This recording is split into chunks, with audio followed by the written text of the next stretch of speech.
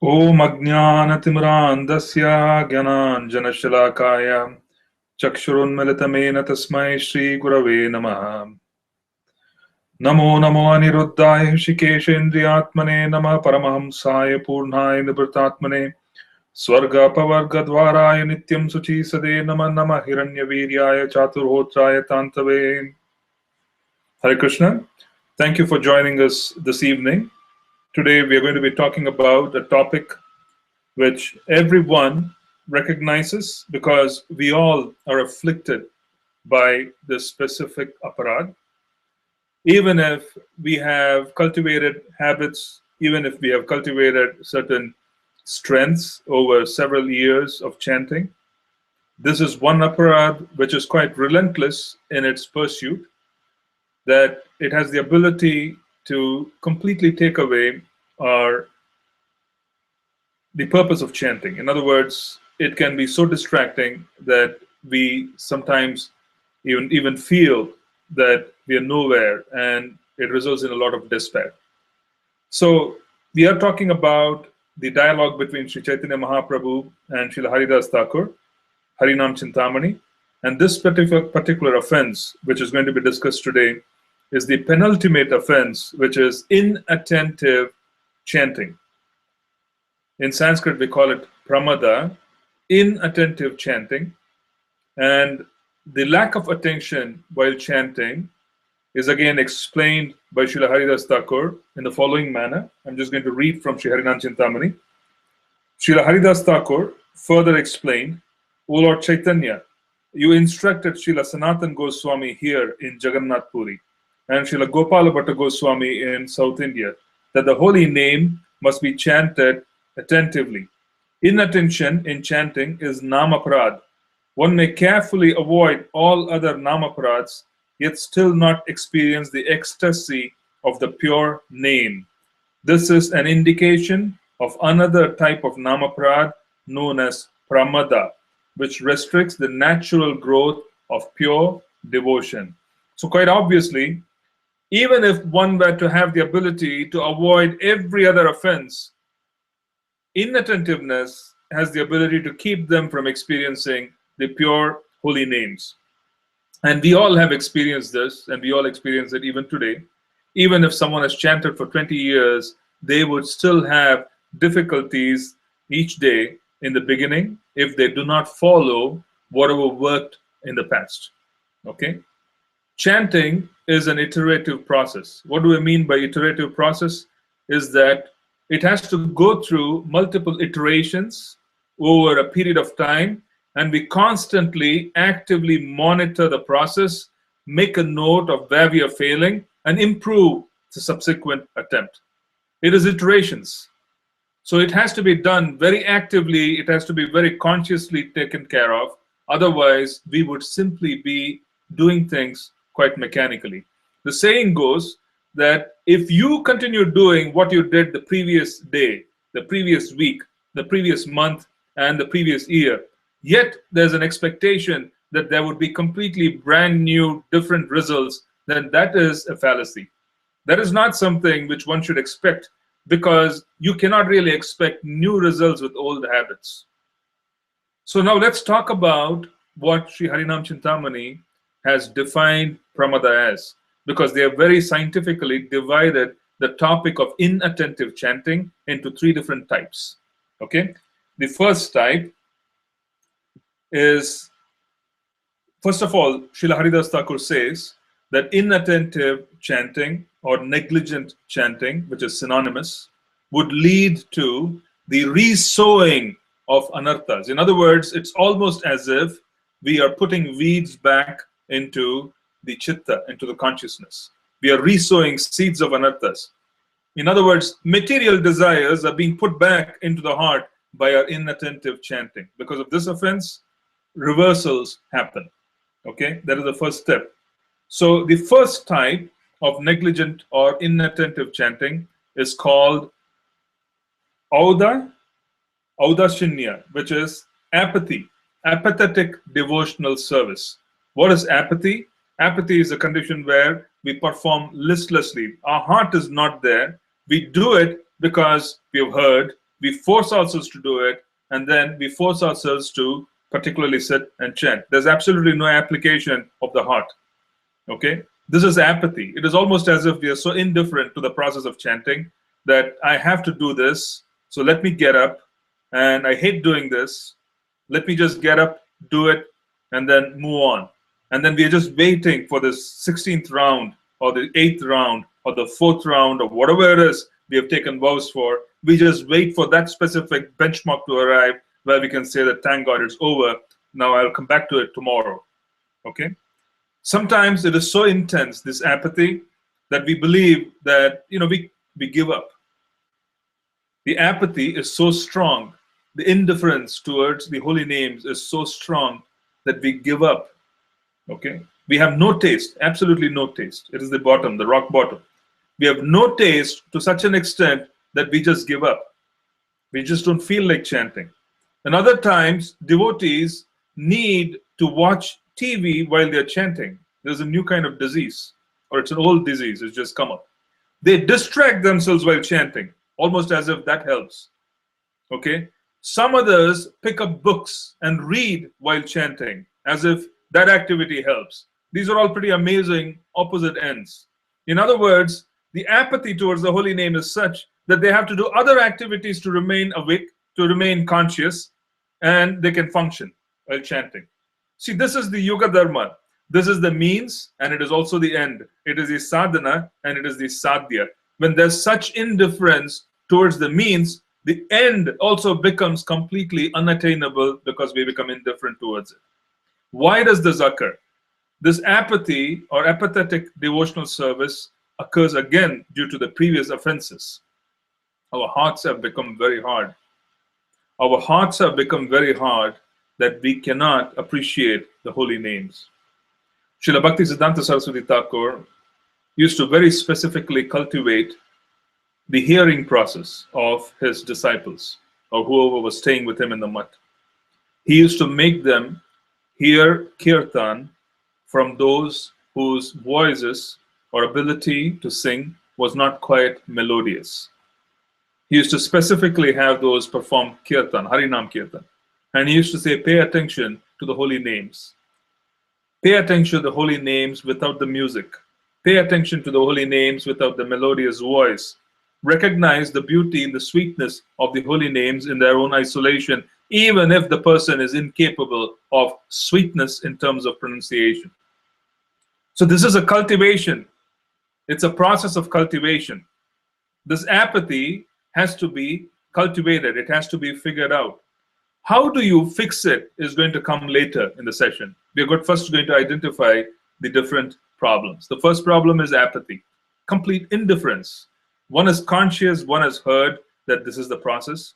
One knows this is a Yuga Dharma. One has possibly even heard that Namanaminoho Abhinnatvam, there is no difference between Krishna and his holy names, but yet there is marked indifference in accepting that particular praman from Shastra. Shastra is rejected, Guru is rejected, Sadhu is rejected, the whole process is rejected, there's apathy. It's a miserable condition in reality. It's really a miserable condition. It can happen in the early stages, it can happen in the middle stages, it can happen in the late stages. In other words, late stages, I mean to say, in terms of number of years of chanting. That is not a benchmark for apathy or lack thereof. Apathy can occur at any given time. Okay? This is a process, and this apathy can occur. And you would notice, or we would notice, that we are not interested in anything. We are not interested in anything associated with Krishna when we have this indifference towards the holy names. We are not interested in service. We are not interested in reading. We are not interested in Sangha. We are not interested in hearing the Guru's voice. Particular condition of faith. If you have problems hearing classes from Guru, whoever you consider as your connections to Krishna, then understand that there are serious problems which are just round the corner. These are serious problems which are just round the corner if you're not able to take instructions. Almost this feeling that I'm not inspired to hear his voice, right? Somehow or the other, we are not accountable to that voice anymore. We somehow feel that I don't want to hear his voice, okay? This is a condition as well. This is a condition where we are giving up our links to Krishna. We're giving up the links to Krishna in terms of chanting, which is apathy towards chanting, apathy towards all forms of devotional service, which is Srimad Bhagavatam, devotees, guru, and sometimes prasadam too. Really, I've heard cases where they call it rock bottom. Prabhu, I could not even taste prasadam. I didn't like it. I did not like to taste prasadam. I've heard this. I've heard this. And that's when they realize that something is seriously wrong, because even prasadam tastes bad. It has happened. So this is apathy. If it is not checked, if it is not worked upon, it will eventually lead to a stage of us going and hitting the bottom before we rise up again. But then if there is a guarantee that every time we hit the bottom, we're going to rise up, it's worthwhile taking chances. But there is no guarantee. So this is the first type of problem, which is apathy. Let's remember that. Apathy, indifference, where we begrudgingly, as we use the word begrudgingly, we pick up beads. We almost have a grudge towards the whole process, and we chant. We almost think that the Guru is torturing us. Sadhana is forced upon us, there's no doubt, in the initial stages. But the lack of application on our end will make it seem as if it's like a sentence of torture or some kind of imposition. It's a lack of application. This is apathy. And remember that if this is there, you've got to seek help. You've got to seek help. Now, the second type of pramada is basically jadya. Jada is basically, jadatma is one which has very low consciousness or no consciousness. Right? Jad. We practically say that jadatma is one which has no consciousness or very low consciousness. This is laziness. If you want to cure amnesia, some people, all they have to do is pick up their beads and they start chanting and they fall asleep. Just 2 rounds, 3 rounds, and the sleep comes amazingly fast. It's almost as if they're fully awake, and then they begin chanting the holy names, and then they begin sleeping. Okay? Now, this is amazing. There is a psychological, or rather, ethereal, inner body reason for this particular issue. Because when an entity is covered over in a mode of ignorance, and then you offer them the opportunity to chant, and the holy names are the highest expression of love. The holy names are transcendental. Once the person starts calling upon the holy names, then the so-called, mode of ignorance which they're situated in starts rising up. It's almost as if they're waking up something which is sleeping within them. Something is sleeping. There's a dormant condition of laziness, or rather covered over mode of ignorance, which is a part of their consciousness. Once they start calling upon the sublime process of the holy names, automatically this particular monster which is sleeping rises up. And as a consequence, they feel completely subdued in a matter of 10 minutes of chanting. It's almost impossible, and it doesn't matter which time of the day it is. You feel as if you've got to go and lie down. And this is the reason is because consciousness is at the depths. It's at the lower level of the body. Consciousness, if it is at the lower level of the body, base consciousness, as it does not, it has to rise up, because you're calling upon the consciousness to rise up. It has to make an attempt to rise up, and the attempt to rise up requires so much energy that the person feels so tired that they go to sleep. The attempt to rise up is extraordinary effort for them to come and meet the level of the chanting of the holy names. Okay, this is laziness. Okay, we experience it. Every one of us have gone through everything of whatever I've said, practically in different times of our life. So it's not something where we can possibly say that this exclusively belongs to one person or the other. These are general categorized experiences. If they could not be categorized, Sri Harinam Cintamani would not be saying there are 3 types. Why would they be pinpointing, saying that there are 3 types? Why wouldn't they be saying, making general statements? They've actually classified it. First type, begrudging, rather apathy, great apathy towards devotional service. It's almost as if It's an imposition. Okay? Even though it's the natural habit of the soul, it's an imposition because it's covered over. The second is laziness, okay, or jadya. The third type of pramada or inattentive chanting is vikshepa. Vikshepa is practically misplacing our consciousness or attention on things that are not connected to devotional service.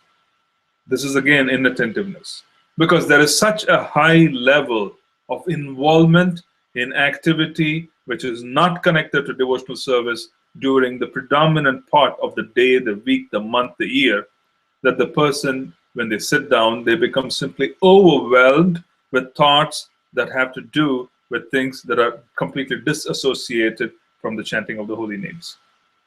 Okay? They have to completely disassociate themselves. In other words, they are engaging in calling upon the holy names, but they are overwhelmed by activities in the material world. Their own activities are so intense that it overwhelms them. It overwhelms them. They are unable to move forward. Okay?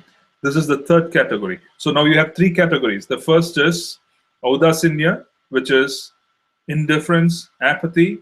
The second is jadya, which is laziness. And the third category is vikshepa, which is being involved in things which are not related to devotional service to such an extent that those things begin overwhelming us. Okay? Or those things, or rather those experiences begin overwhelming us. Okay?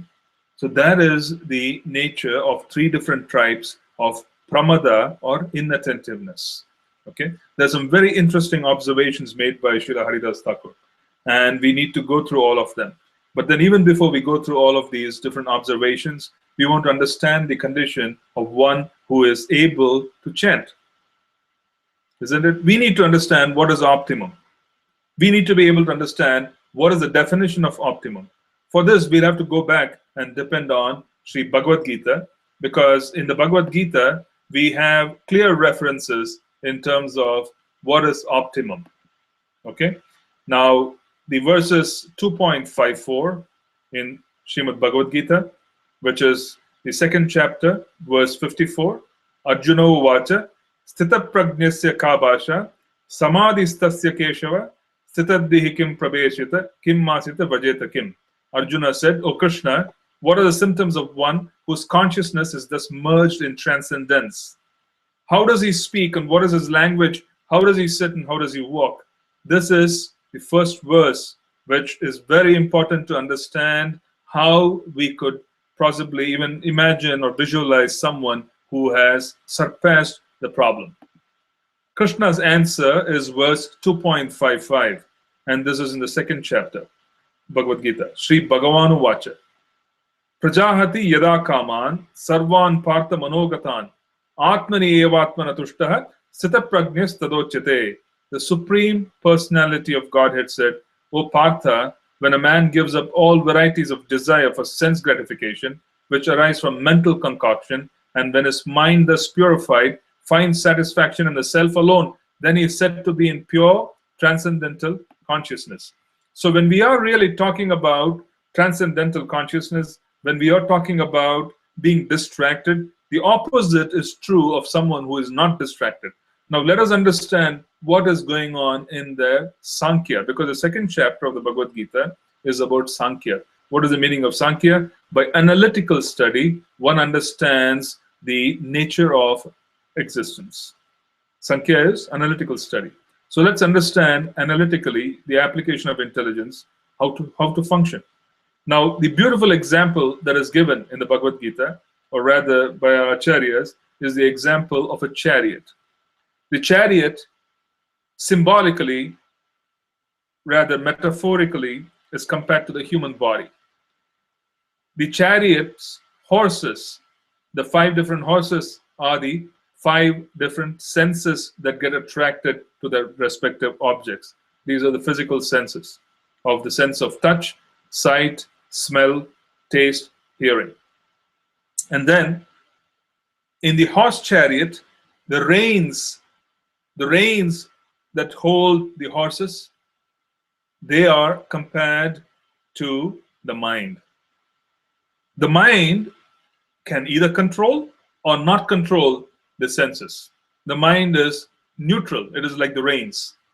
The reins in themselves are neutral. They don't do one or the other unless they're used.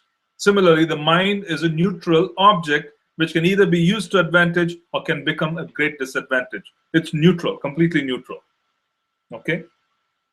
Now you have the driver of the chariot, which is the charioteer, and the charioteer is the intelligence, the Shakti. Okay? Animals do not have evolved the Shakti. They do not. We do. We have the ability to inquire. Animals do not. Okay? Animals do not inquire about their condition. They suffer, but they do not inquire. That is why in the lower planetary systems, even if someone is in very, very low consciousness, they don't even realize they're suffering. They suffer. Okay? So, the Shakti or intelligence is the chariot driver. And then the passenger is the Atma. Now, our state, analytically speaking, is the Atma. Our state is the Atma. However, consider the challenge while we are unable to function properly. What is the desire and the quality of the Atma? The Harinam Cintamani is very clear. The Harinam Cintamani says that there are only two truths or valuable objects in the entire material creation. What are those? One is the Jivatma and the other is the holy name. Only two things: Jivatma, holy name in the material universe. So the Atma's desire being qualitatively the same as Krishna, qualitatively the same as the pure names of Krishna. The Atma's desire is to connect with Krishna and go back to Goloka. The Atma belongs to Goloka. It's in an environment which is foreign by being in this planet, or rather in this surrounding. The Atma's belonging is in the spiritual sky. Okay? So there is no question about the desires intrinsically of the soul. There is no question. The intrinsic nature of the soul is wanting to be with Krishna, be able to serve him, be able to connect with him, identify with him. Okay? Now comes the poor problem.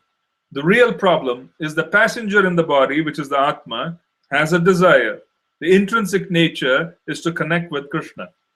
But being minuscule, he is being or she is being overpowered by the body.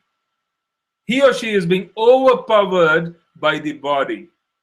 Okay? The senses are overpowering this extraordinarily small entity, which is the Atma, by minuscule. As a consequence, the Atma does not control intelligence.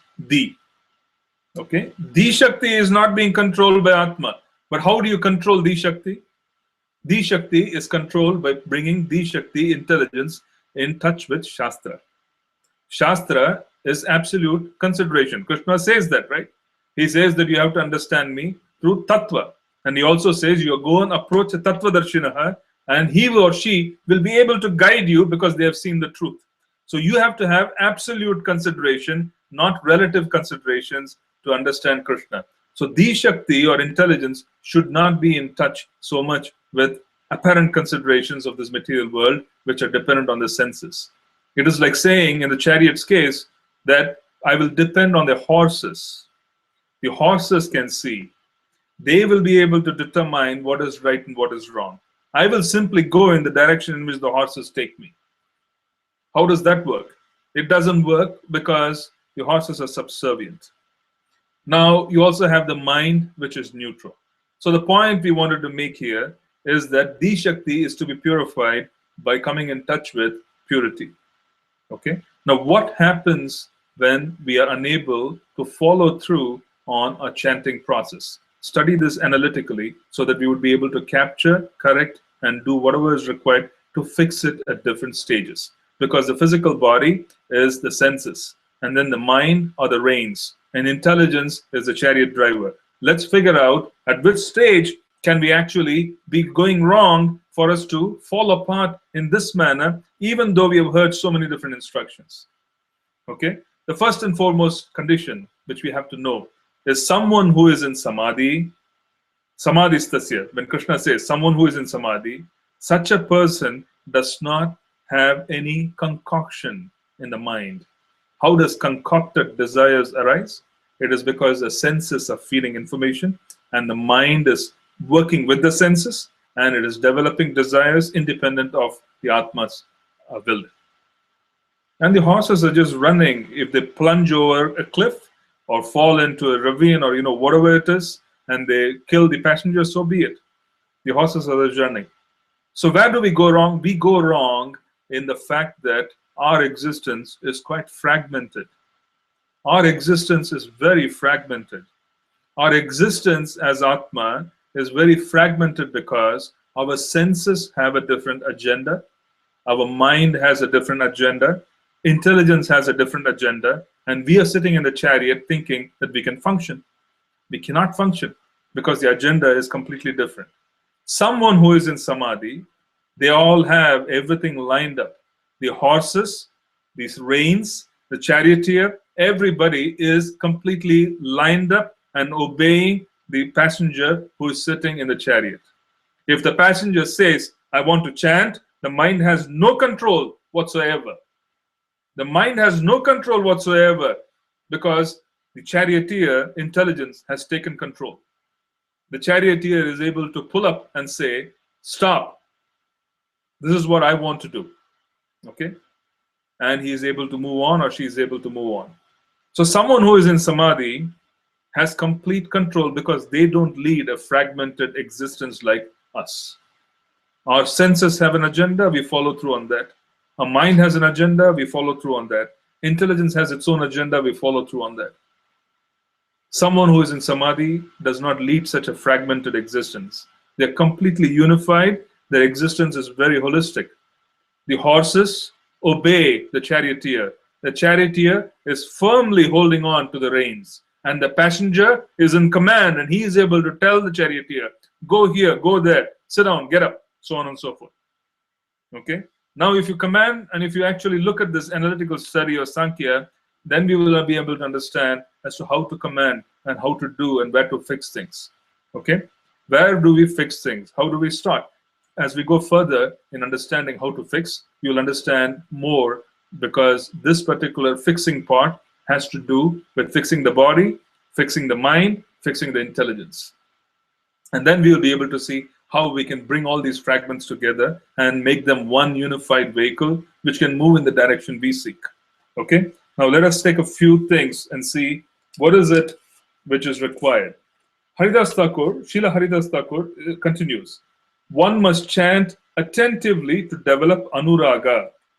Okay? This is a great good fortune of ours. It's an extraordinary good fortune of ours that we can even come in touch with such a process of being able to chant and being able to call upon Krishna's names. Okay? And attentive chanting is required for us to be able to move forward. And it says that it is anuraga. Now I'm going to read this. Okay? It sounds very exciting as a milestone if any of you want to have one. Okay? First of all, he says he should chant his prescribed number of rounds on a Tulasi Mala and gradually increase his chanting with time. Before he reaches the stage of Anuraga, he must be extremely cautious about his chanting. Anuraga is basically, Ragamarga, which is spontaneous attraction. It is attraction, ruchi. Spontaneous attraction to chanting the holy names. But then let's look at how exciting the stages are. Because when I read this, I find almost that Srila Haridas Thakur was so excited in just describing this. People are naturally attached to material things. Their memories are absorbed in matter. On the one hand, someone chants the holy name, but his mind and attention are far away from his chanting. Even if he chants 1 lakh holy names on his mala, not a drop of taste for the Lord's holy names is produced in his heart. This is a vivid example of inattentive chanting and its result. It is difficult to restrain the heart of a materialist from such offenses. This is the example of the chariot, horses wanting to go astray based on their own agenda. The agenda of the horses, the senses, is to engage in sense gratification. The mind is mindless. In reality, it does not have any control. It just runs with the horses if you don't hold on to it. Intelligence is our real friend whom we can use, train, and bring forth. And how do you train intelligence? How do you purify intelligence? Through Praman. You need Praman because we have faith. We have Shraddha in Guru. We have Shraddha in Tattva. We have Shraddha in Shastra. As a consequence, we need to be able to connect the intelligence to whatever it has faith in. Okay? Now, the process of careful chanting. So, how do they fix this problem? There are a few things which basically Srila Haridas Thakur is talking about, and I'm just going to read from Sri Harinam Cintamani because it's very clear. There's no need for any explanation, so there's no point in giving one. One must make it his daily routine to chant for an hour in the company of a saintly Vaishnava in a lonely, secluded spot, taking note of the Vaishnava's devotional attitude and his relish for the holy name. The neophyte should try to emulate this mood and gradually rid himself of his apathy to chanting. First of all, association. And what kind of association? Not association which is on par, but saintly association which is several levels higher. And by observing the ruchi, the taste, and the extraordinary, absorption of the individual who is chanting, we also could be able to chant. And he says that you should seclude yourself, move away. So what is the first attempt? The first and practical attempt is to develop the desire to not be apathetic. To not perform with apathy is our first, foremost duty. Develop the desire. Recognize the problem. Do not be apathetic towards the problem as well. Apathy is a problem. It's a disease. So recognize it. How do you fix it? Become eager to fix it. You find saintly association with whom you can chant. It is difficult in New Jersey, New York, wherever you are. It is difficult. It is difficult. I mean, what I meant to say it is difficult is I'm not trying to say that there are no saintly people here who chant, but it is more a situation where it is not so much like Navadvip, where you can just walk and then go to the mandir and then sit down and then you will find serious, sadhus chanting, or you can go to a specific holy spot and then you will find near some samadhi that there are sadhus chanting, and then you could kind of sit in the background and participate in the chanting as well, because those vibrations become very, very beneficial for us because you are observing, right? Here it becomes a little more difficult. So what is it that we can do for us to be able to get out of apathy? Apathy requires observation of someone who doesn't have apathy. It's almost like saying, my goodness, here's someone who is so absorbed. Why am I so wretched? Why is my existence so wretched that I have received so many instructions and I have not developed the taste which this person has? Okay? Why am I unable to appreciate what has been given to me? This particular question does not come up unless one observes someone who already has it. So Arjuna's question, to which Krishna answers, Arjuna is asking, what are the symptoms of samadhi? He wants to know because he wants to follow. He wants to follow. Similarly, Srila Haridas Thakur is indicating, go and chant with saintly personalities. We hear in Srila Haridas Thakur's life itself, where the mischievous people send a prostitute. The prostitute, instead of transforming the nature of Srila Haridas Thakur, she becomes transformed. Why? Because she is in such proximity of such deep absorption that this person says, this is phenomenal, I must see what it is. And being so close to such high level of faith, being so close to such saintly behavior, there's automatic transformation, because Shraddha will go into the heart if that person has even a little bit of sincerity. Little bit of sincerity is all it takes. Immediately, the merciful Srila Haridas Thakur would have given his faith and it would have gone into her heart, and she becomes a disciple. She develops taste. She wants to chant the holy names. Okay? This was observed. It was also said that Srila Haridas Thakur, he practiced it this way. He used to find a secluded spot in a cave, and in that cave it is said that it was inhabited by serpents. So no one used to visit because they were afraid, and Srila Haridas Thakur used to sit and chant. Okay? But the serpent itself was obviously transformed by the presence of the holy names. There was no harm which was given to Srila Haridas Thakur. He used to sit and chant. So he used to practice what he is preaching. He used to sit in seclusion.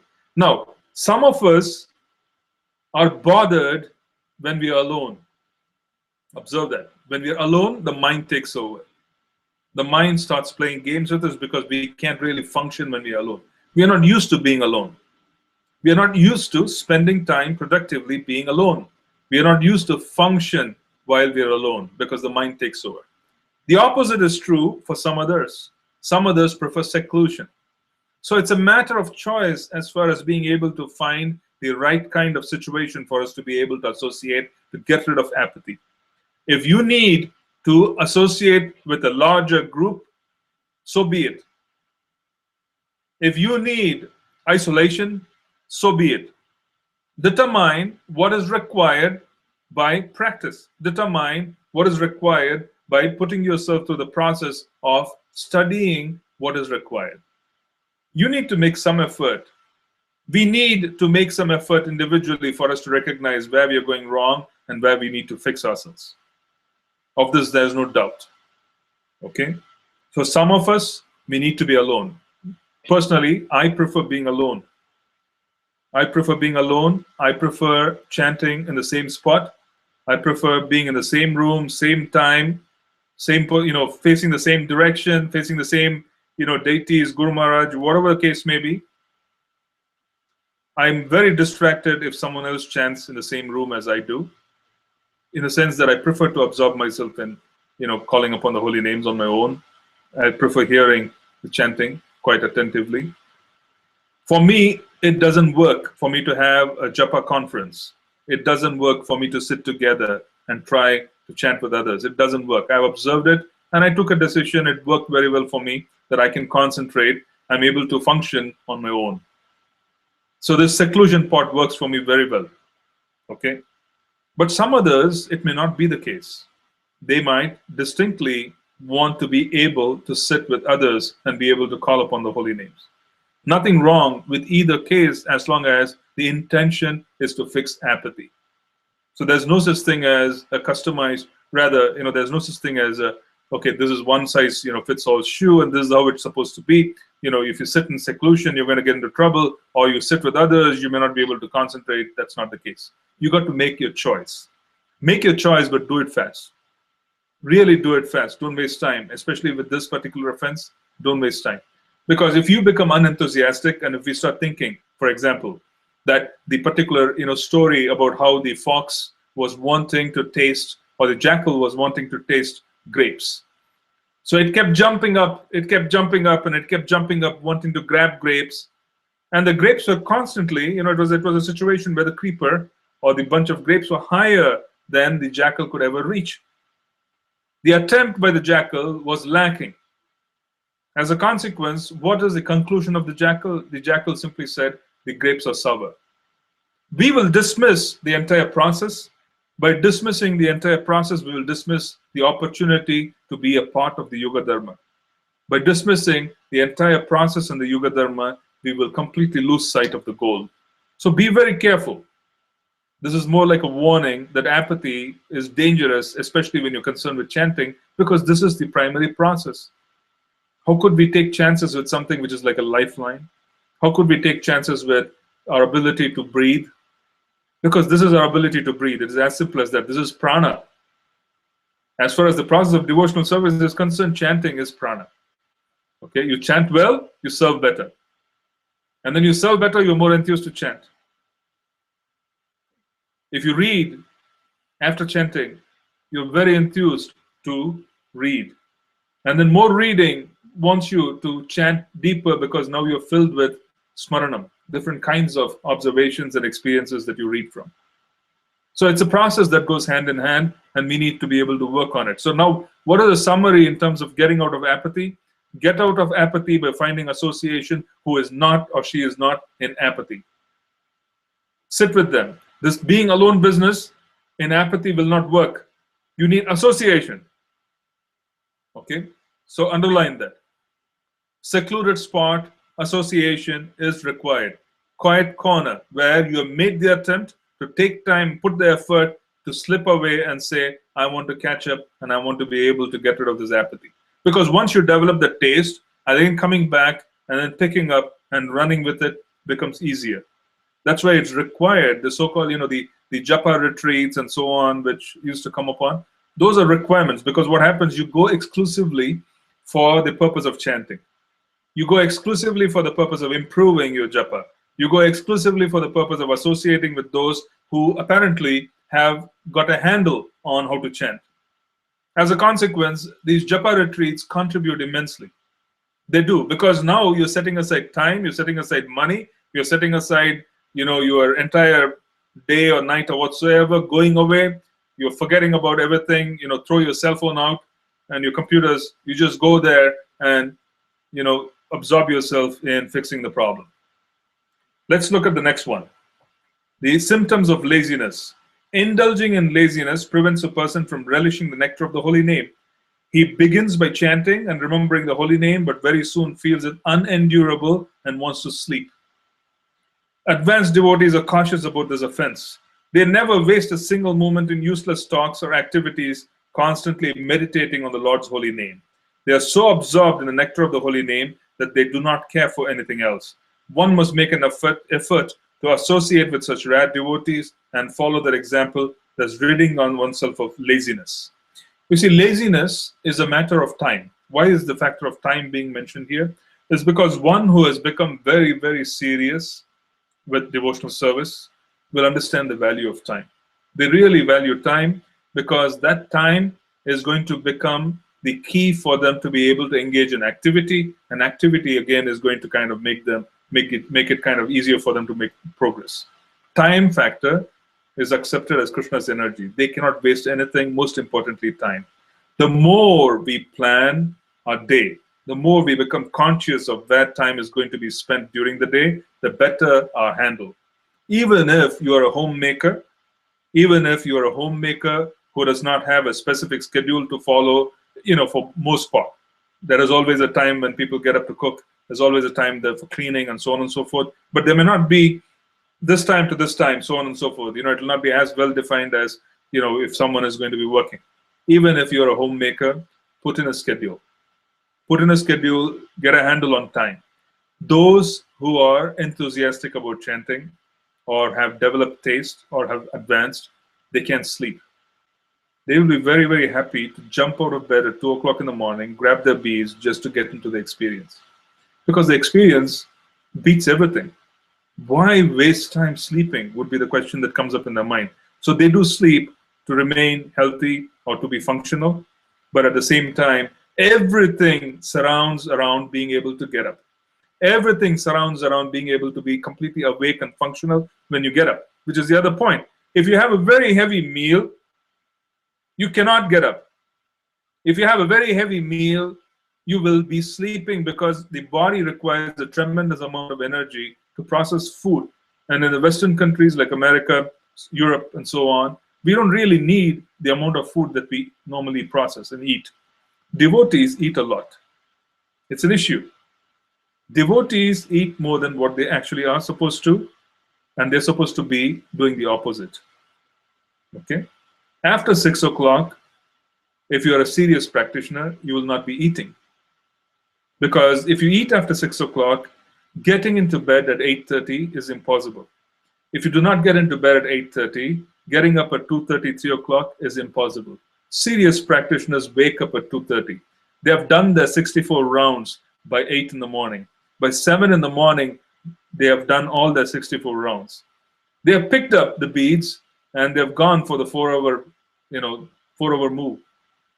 So if you're going to honor prasadam at 8:30 in the night, you will not be able to functionally sleep till 11. And when you get to bed at 11, 6 o'clock is when you wake up, and then the time comes for you to simply rush to the workplace, which is 8 o'clock or whatever, the trains and the buses. So where is the question of being able to offer quality chanting? Where is the question of being able to call upon? Where is the question of enthusiasm? See, enthusiasm in anything is shown by effort. It is effort. You cannot really bypass what is observed as effort. You cannot really bypass our own observation of what we can and we cannot do. If you cannot get into bed by 8:30 and you're able to wake up at 2:30, grabbing the beads, you chant as many rounds as required, and so on and so forth, then things start changing. Okay? The point which I want to make here is, if you are really serious about this process, then we got to be as serious about this process as we do at work. At work, we are monitored. We are constantly expected to function. There are 10 other people waiting to join a specific conference call, and you have to be on time. You're constantly on, some kind of, agenda which is set by someone else, when you're functioning according to it. We are fully absorbed, and that is for the purpose of making a living, which is fine. But the point which you're trying to make here is strike a parallel. If you want to function efficiently in japa, in being able to make progress in devotional service, you need to bring in a lot of efficiencies. One of the most important efficiencies which you need to bring in is being able to manage time. We got to see, like manufacturing, like for example, like an engine. If I put too much fuel into the engine, it chokes up, it doesn't start. Try mowing your lawn. If you have a gas-filled lawnmower, too much gas and it won't start. Too little, it would not start. So you got to have some kind of a balance, right? So we have to have some kind of a clear idea that we got to wake up at a particular time, which means you got to go to bed at a certain time, which means you got to have honored prasadam at a certain time. If you're going to become serious, more serious, that would be a schedule. You would be planning around that beautiful experience of getting up, holding on to those beads, and calling upon the holy names with all your heart. That would be an experience around which everything else will be around or revolve. This is really working with Krishna in the center. This is working with Krishna in the center. No one can disturb us early in the morning. No one. Neither the office, no family, no kids, nothing. No one can disturb us. Okay? So find exclusive time and invest energy in being able to get out of laziness. Investing energy in getting out of laziness is being able to manage what we do the previous night. Because if the body is going to be dysfunctional in the morning, understand that something wrong in the previous night. Okay, we ate too much, ate too little, whatever the case may be, we didn't sleep properly. It was not proper time.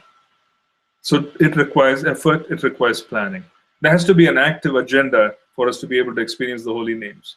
Put it up, because it's the most important part of our entire process. There's nothing more important than chanting, nothing at all.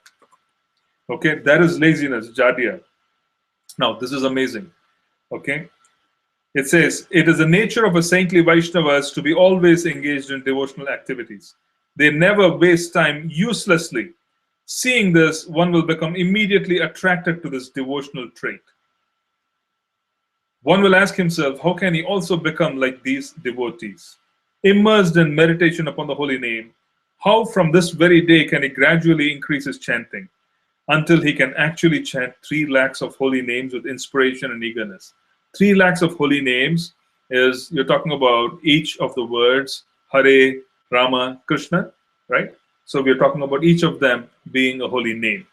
So there's 3 lakhs of holy names with inspiration and eagerness. When Lord Krishna sees such enthusiasm, he reciprocates by removing the neophyte's mental inertia with the power of his name and by bringing him into the association of advanced devotees.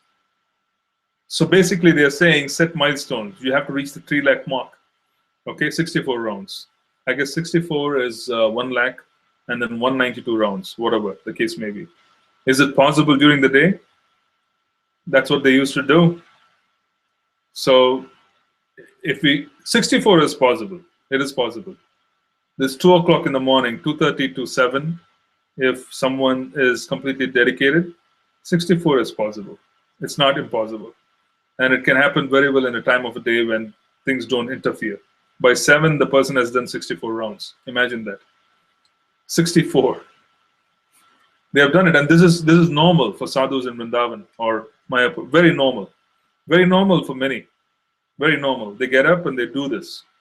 That is all they do. They get up and they don't waste time. The beads would be there. They wake up with enthusiasm. They jump out of bed, and they're on the course. That's it. Okay. Nothing will happen. They would do nothing until they finish the 64 rounds. By 7 o'clock in the morning, it's all done, and then they start. From 2:30 to 7 every day. 2:30 to 7. Fascinating, but it is true. It is true. It is doable. It's not a whole day process. It becomes a whole day process of 12 hours, 13 hours, 14 hours when there's a lot of tamas in the body. People can't take that. But for a practitioner who has integrated themselves and who has reached the point of being able to push anarthas out, then for them, chanting 64 rounds is not a big deal. Why? Because it's pleasurable. It's pleasurable. It's not a punishment. It is not something where they're being forced to do so like a punishment. It's pleasurable, right? Nectarian. As a consequence, 4 hours of nectarian activity, why not? Why not 5 hours? Why not 10 hours? Distraction, the last part. Distraction in chanting produces a type of illusion, causing serious offenses against the holy name that are very difficult to overcome. This illusion leads to craving for wealth, women, in the case of women, men, position, success, and even cheating. When these attractions cover the heart, the neophyte gradually loses interest in the chanting of the holy name. One must make a constant effort to drive these thoughts away from the mind and diligently follow the rules of Vaishnava etiquette. Because this is again a situation where someone's absorption in material energy is so high and so intense, and then they overwhelm it by adding flavors of entertainment, because entertainment contains emotion. When you go so deep and get emotional and start remembering the actors, the actresses, whatever happened in the story, identify with it, and then that becomes charvitam charvitanam, you're constantly kind of chewing the chewed, right? It's like a sadhu meditating on some wonderful verse.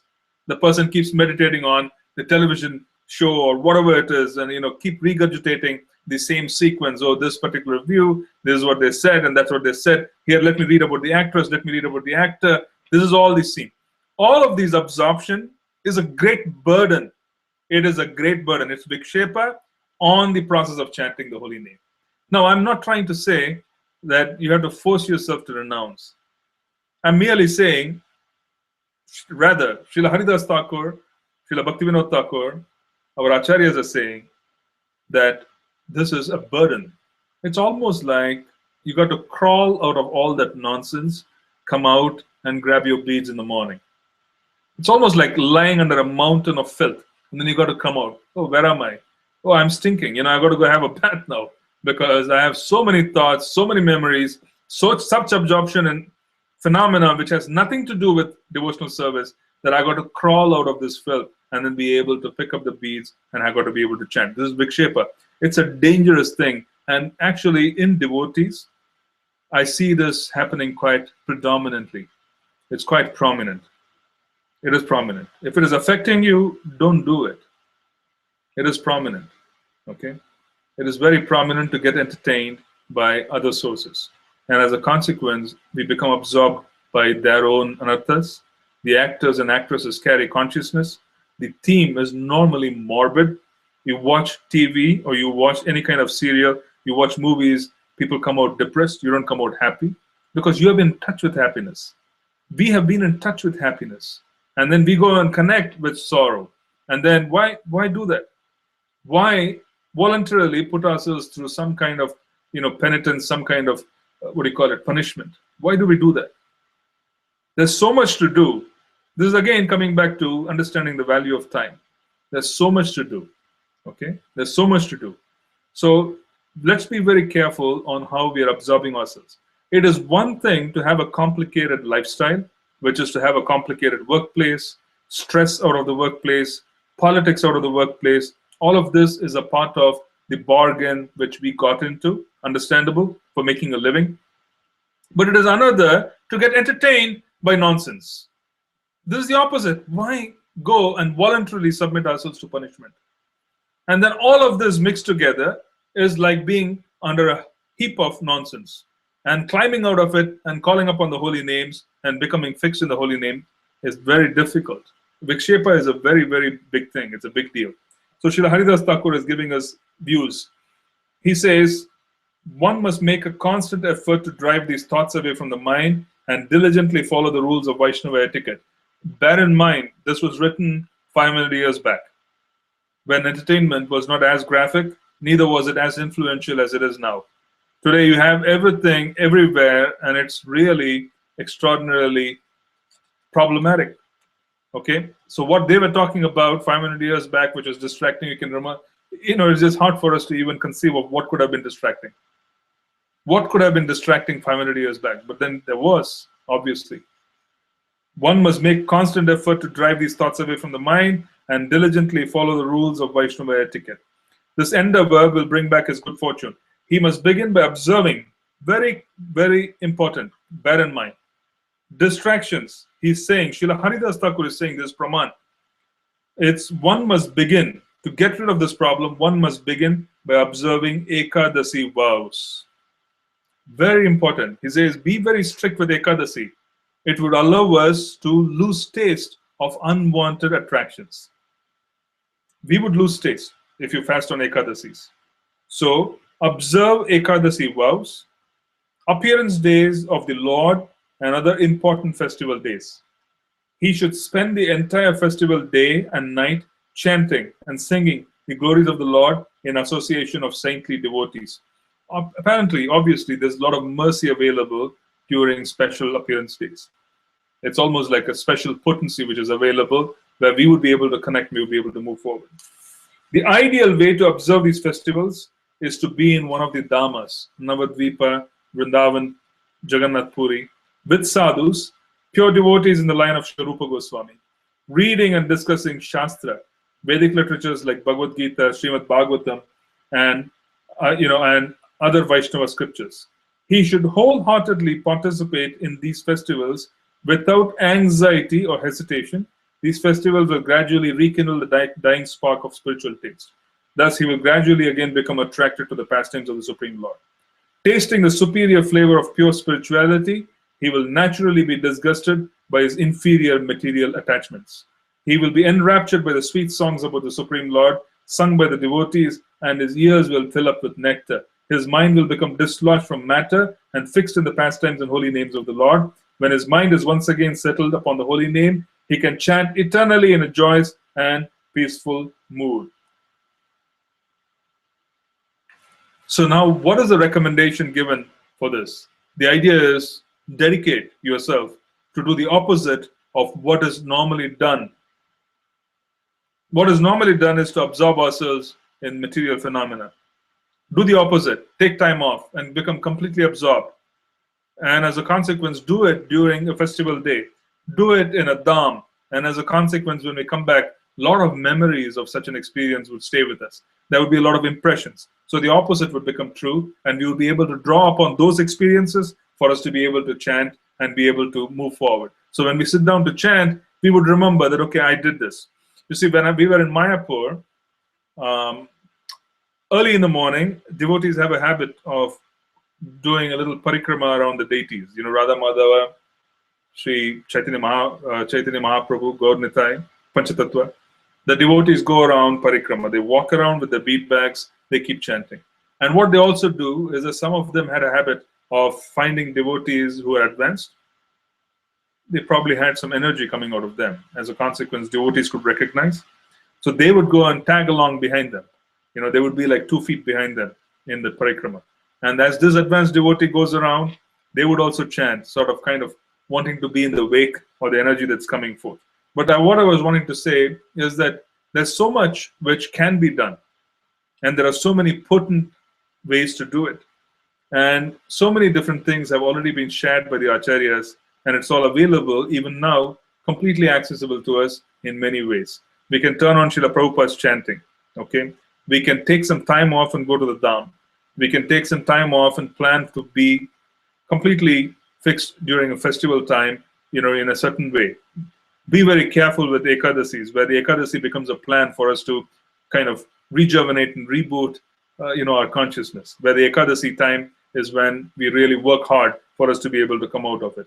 Ekadasi, in general, I'm just wanting to say, Ekadasi in general is a Vedic remedial measure to de-addict people. If people are addicted to substance addiction, some kind of, tobacco, alcohol, as the case may be, de-addiction happens very nicely if they can fast on Ekadasis. It's a matter of just being able to catch these guys, put them in a room, probably give them nothing on Ekadasi, but they require counseling. They need to be able to share things and so on. But it's actually a Shastric view. It's very powerful that de-addiction occurs by putting people through Ekadasi fasting. Ekadasi fasting is, in fact, a very, very powerful way for us to be able to do so. Okay? So now I'm going to stop here. We have spoken about three different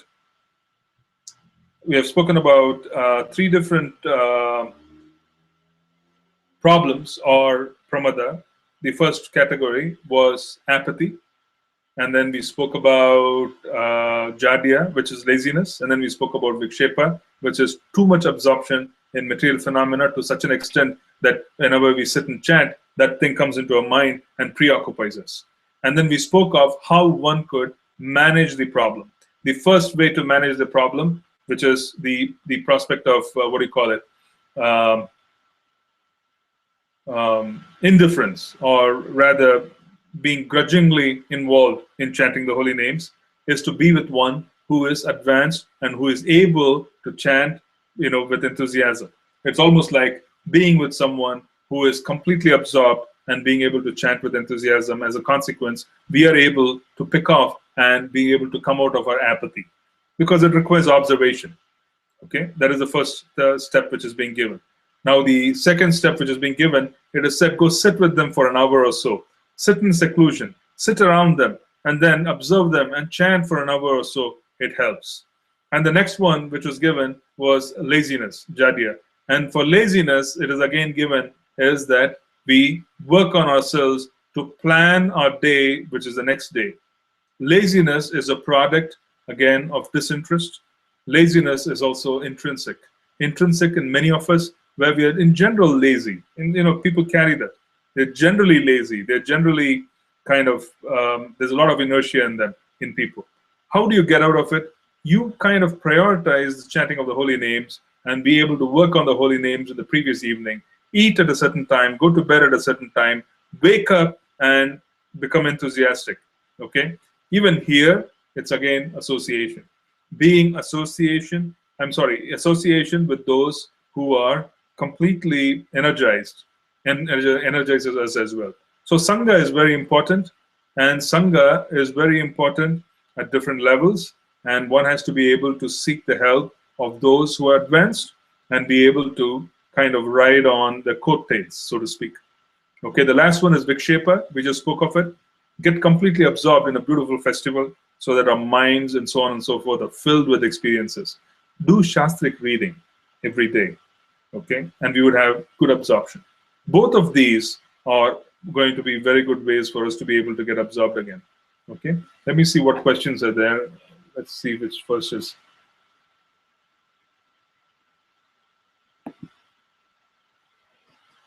Regarding apathy, Ajay Govind Prabhu, when kids chant without interest and with distractions, do they get any benefits? How does such chanting impact kids and to mature people who know that chanting without interest is not right? See, Namaprad is a stage which basically says it's one step below, or rather, it is not Namabas. It is not offensive chanting.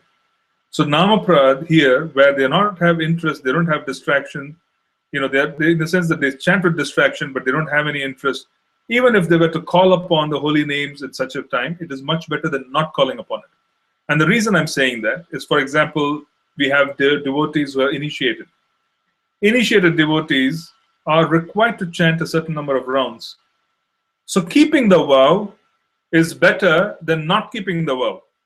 Keeping the vow but being distracted is better than not keeping the vow at all and not stopping to chant because it doesn't work for us.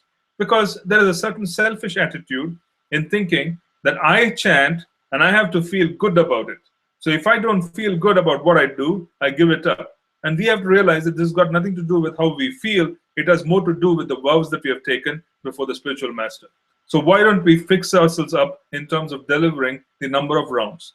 In that particular sense, if we were to give a child, say, 4 rounds to do, or 3 rounds to do, or whatever the case may be, they could be distracted. They could be, kind of, as we said, apathetic towards the whole process, but yet they get into the discipline of being able to chant, and then we slowly, steadily give them the same experience which Srila Haridas Thakur is talking about. Absorb them in the holy names. Take them on Kirtan. Absorb them in Krishna. Absorb them or take them away or wean them away from other distractions to some extent, to the extent to which it is possible. Because kids are going to be distracted one way or the other. There are exceptional children, but most children do get distracted. So we want to take them away. We want to give them responsibility in terms of Guru Puja. Have them do Guru Puja before they chant, because the moment they start doing Guru Puja, they have the ability to chant because Guru's blessing comes upon them. They become more involved because it's more like a samskara. Okay? So I've answered your question on two levels. Mature adults who are supposed to chant, keep your vows, because it will weaken us terribly if we break our vows depending on whether you like to chant. Because honestly, most people do not like to engage in bhakti.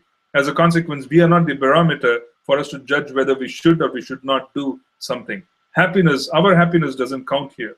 What counts is the process. The more steadily we follow the process, more clearly we kind of work around and say that, okay, this is what Shastra said. I'm facing this problem, so let me try remedying this by the Shastric recommendation. This faith will help.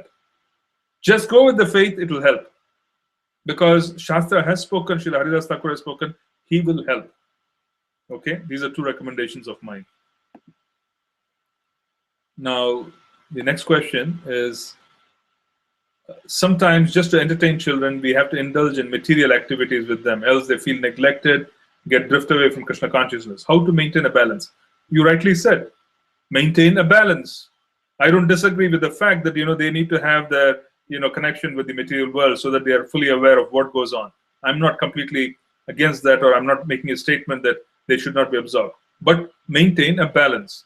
It should not become so much that the absorption gets to a point where it becomes a distraction.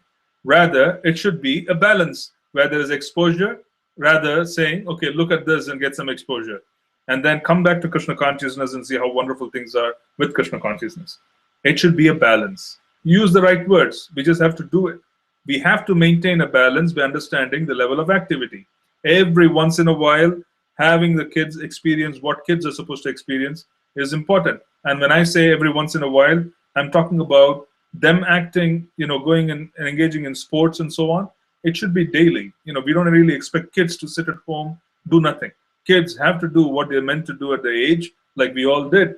They have to go out, they have to, do whatever which is they do with sports and so on and so forth, engage themselves nicely, which is all perfectly all right, in whatever way they want to be enthused. Okay? In addition to that, if there is activity which they feel their peers are doing, and if we believe that that activity in itself is not overtly harmful and it can be supervised at a good distance and so on and so forth, nothing wrong in allowing them to experience it so that they will get knowledge. It is more a matter of experiencing so that they will get knowledge, and we would also be able to kind of guide them, saying, okay, here's it is, you had this experience, now compare this with what you could have experienced elsewhere, or rather, a situation where you took them to a wonderful event which is related to Krishna. So you need to strike a balance. I do agree. Maintaining a balance, that's a matter of discretion. It's kind of walking a tightrope, but it has to be done. Okay? How to maintain a balance is what we just spoke of now. I hope that answered your question. Okay? I think we'll stop here. If I don't see any more questions, probably I'll give you 30 seconds. Otherwise, we'll stop here.